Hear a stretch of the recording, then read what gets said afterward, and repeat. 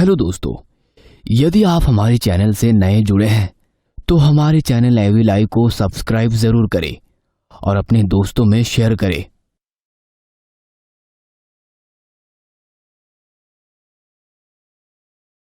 ये रात रणवीर और राधिका की जिंदगी की सबसे खास रात थी।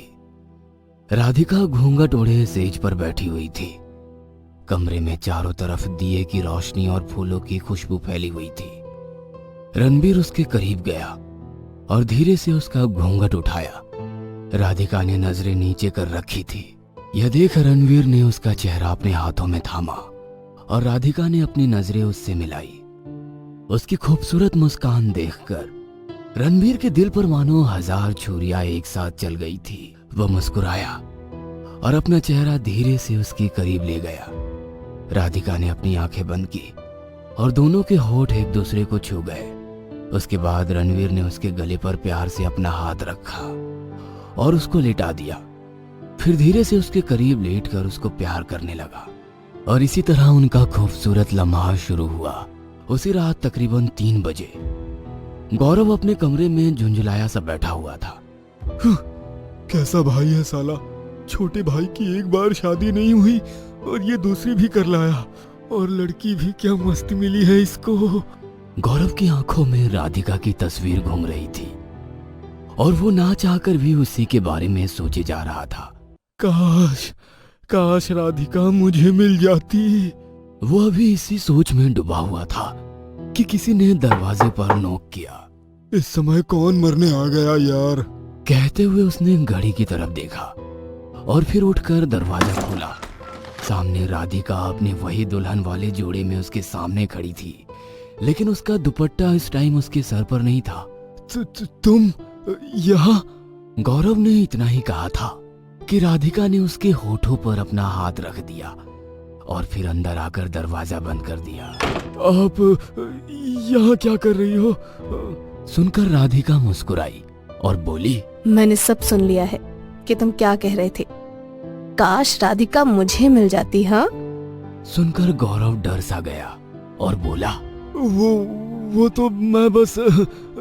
इतना सुनते ही राधिका ने उसके सीने पर हाथ रखकर उसको बेड पर धक्का दे दिया। तुमको डरने की और ज्यादा शरीफ बनने की कोई जरूरत नहीं है। मैंने नोटिस किया था कि गृह प्रवेश के टाइम तुम मुझे किस निगाह से देख रहे थे। सुनकर गौरव मुस्कुराया और उसके करीब जाकर बोला, लेकिन रणवीर इस टाइम क्या कर रहा है? उसने तुमको यहाँ आते हुए देखा तो नहीं? नहीं, वो सो चुका। इतना कहकर राधिका भी बेड पर उसके पास बैठ गई। गौरव ने राधिका की पतली कमर में हाथ डाला और उसको प्यार करने लगा। राधिका के हाथ भी गौरव की कमर पर बेतहाशा चल रहे थे। काफी देर तक उनके कमरे की लाइट्स ब्लिंक करती रही। जब गौरव थोड़ा होश में आया तो उसको महसूस हुआ कि राधिका का शरीर बर्फ के जैसा ठंडा हो रहा है। राधिका हटो। गौरव ने उसको हटाने की कोशिश की, लेकिन उसने गौरव को बहुत मजबूती से पकड़ा हुआ था। छोड़ो छोड़ो मुझे। अब गौरव को उसकी पकड़ से दर्द होने लगा था। बस क्या इतना ही प्यार आ रहा था मुझ पर? सिर्फ इतने में ही जी भर गया। कहते हुए उसने गौरव का गला पकड़ा और उसको जमीन पर पटक दिया। और जब गौरव ने उसका भयानक अवतार देखा तो उसकी रूह कांप गई। राधिका की आंखों की पुतलियां गायब हो गई थी और वो लाल नजर आ रही थी। उसके चेहरे पर सफेदी आ चुकी थी और वो भयानक मुस्कान लिए गौरव को देखे जा रही थी।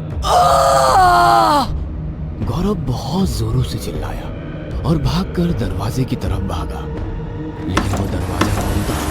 इससे पहले ही राधिका ने उसकी गर्दन पकड़ और फिर कस के उसके गले लग गई। मुझे कस के गले लगा लो गौरव, कस के। कहते हुए उसने अपनी पकड़ और कस ली। गौरव खुद को छुड़ाना चाहता था, लेकिन वो नाकाम रहा। उसको अपनी पसलियां चटकती हुई महसूस हो रही थी। थोड़ी देर तक चिल्लाने और छटपटाने के बाद उसके मुंह से खून की धार बह निकली और उसने वहीं दम तोड़ दिया। उसके मरते ही राधिका ने उसको छोड़ दिया और उसका शरीर जमीन पर गिर पड़ा।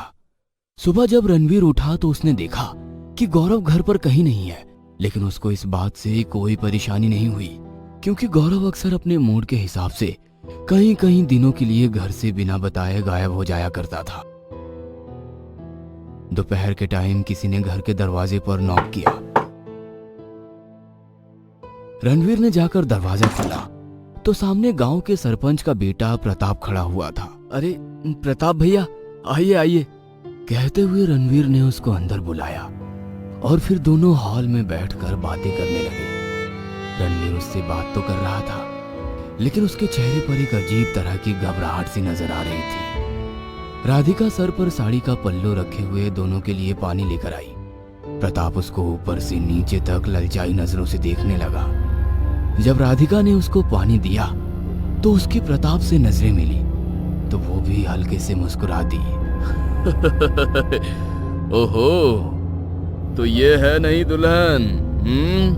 तुम्हारी तो लॉटरी लग गई रणवीर। दुल्हन तो बहुत खूबसूरत मिल गई। जी शुक्रिया प्रताप जी, रणवीर ने घबराहट भरी मुस्कान के साथ कहा। उसको लगा था कि राधिका पानी देने के बाद वापस चली जाएगी, लेकिन वो तो उनके साथ वहीं बैठ गई। उसके बैठते ही प्रताप ने उसकी और तारीफ करनी शुरू की और थोड़ा हंसी मजाक करने लगा।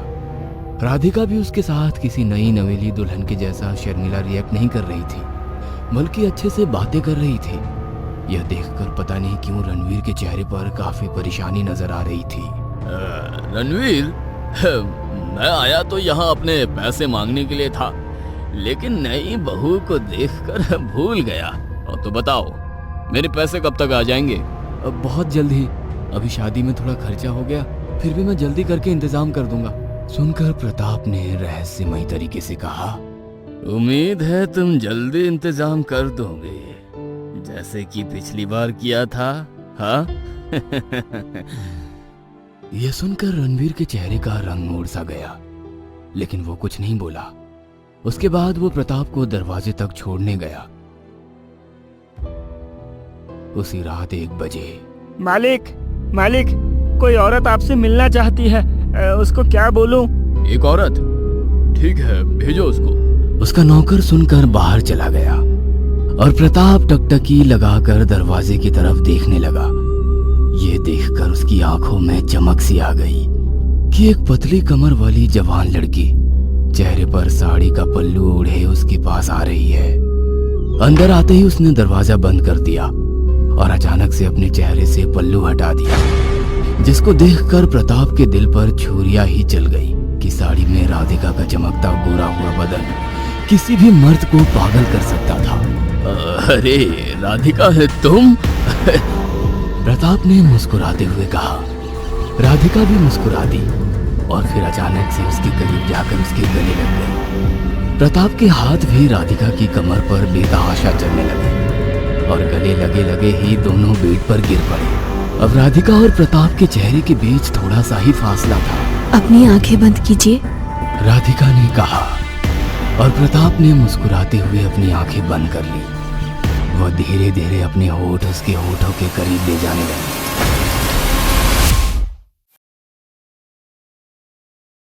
हेलो दोस्तों, यदि आप हमारे चैनल से नए जुड़े हैं तो हमारे चैनल एवी लाइव को सब्सक्राइब जरूर करें और अपने दोस्तों में शेयर करें